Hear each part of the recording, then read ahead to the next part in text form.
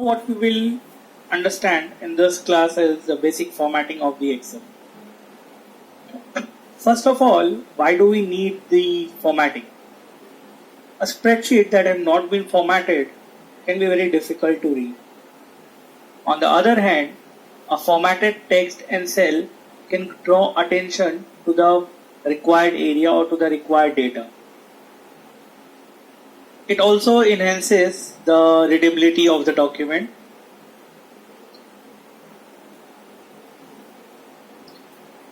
Okay, so now when we are talking about the basic formatting in an Excel, we are in the Home tab and we are talking about three major groups, that is your font, your alignment and your number. What we can do in formatting is we can change the color and style of the text or the number. We can change the style of the font. We can also choose to format our number in a particular manner which we require. Let's see how we do that. To start with, let me tell you the default formatting which Excel takes for the text and the number. So if I write my name here, which is Varun, you can see that by default Excel has taken a font which is Calibri in this case, and the font is always aligned to the left hand side of the box of the cell. If I increase the width of the row, you can also see that the cell is aligned on the bottom. So it's basically by default a bottom left alignment for the text. Similarly, if I write a number, you can see that it's aligned on the bottom right. So this is the default formatting or alignment of the Excel. You can see that the font color has been taken as black and currently the size is 11. Right? This is the default formatting which this Excel sheet is taking. Now let's see what all formatting can we do with the Excel. So first is let's focus on the font style. Right? So I use this drop down here, okay, and I can change the formatting to any given format, to any given font style, sorry. You can see that we have n number of font style available in Excel which are arranged alphabetically, and as I place my cursor on each of this font style, you can see the live preview on cell A1 on the back side of this window. Right? So you can see that as I am moving my cursor, the font is getting automatically, the font is automatically getting changed. Right? So based on the live preview, we can select the font style which we want. Similarly, I can use the drop down of the font size and I can change the font size. I can either increase the font size or I can decrease the same. I can also use this font grow and font shrink button to change the font size. Fine. Okay, moving on. There are other things what we can do with this Excel font is I can make it bold by clicking on this B button. I can also change the font style to italics, or I can choose to underline the font. Right? This is important. I mean, as an important part, let me also tell you the keyboard shortcut for this bold, italics and underline. My keyboard shortcut for changing the font boldness is Ctrl B. So by clicking Ctrl B, I can make it bold, or I can choose to ignore the boldness. The second is Ctrl I for italics. So right now it's not in italics. If I press Ctrl I, the font style changes to italics. Similarly, I can use Ctrl U and choose to underline my given text or data. Fine. Okay. The third part of our font formatting is to make a border around the cell. Right? Let me remove the previous formatting, that is bold, italics and underline. Yeah. So let me also reduce the font size to, let's say, 12 to make it a normal size. Yeah. Moving on. So the another formatting which I can use, as I was saying, is we can choose to create a border around our cell. Right? These are the default borders style which is available, and I can also choose a custom draw border style in which I can go and I can draw the border myself rather than taking the default border which is given in the Excel. I can also change the line color, that is the line of the border, and I can also change the line style. right? So this is some of the border style which we can choose in the Excel. Okay. The next thing and the important thing which we do in our Excel formatting is to highlight the cell or to change the font color. What I mean by highlighting the cell is when we use this drop down, okay, I can choose any color and you can see the live preview on cell A1. So as I am moving my cursor to different style, to different color, I can see that the cell is filled or highlighted with the given color. Right? It's not necessary that I choose the default color given here. I can also go to more colors and can choose any standard or custom colors from here. Right? Now, similarly, I can also change the color of the font. Right? So by default, as I said, the Excel takes a default black font. I can choose the color of the font as blue, black, yellow, red, green, anything I want. And I can also choose the custom color from more colors. Right? The best part about this entire formatting is that I can see the live preview on my screen as I'm moving my cursors. Right?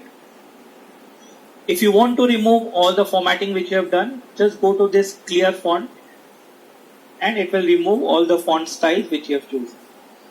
Okay. Now the second group which is important for our formatting is the alignment. Right? As I said, by default for text Excel always takes the bottom left, and for number it always takes the bottom right formatting. Right? I can change the alignment from either to left by using this button or to center or to the right. Right?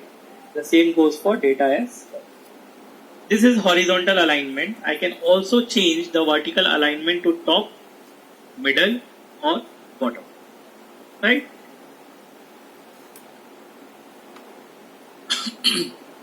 Okay.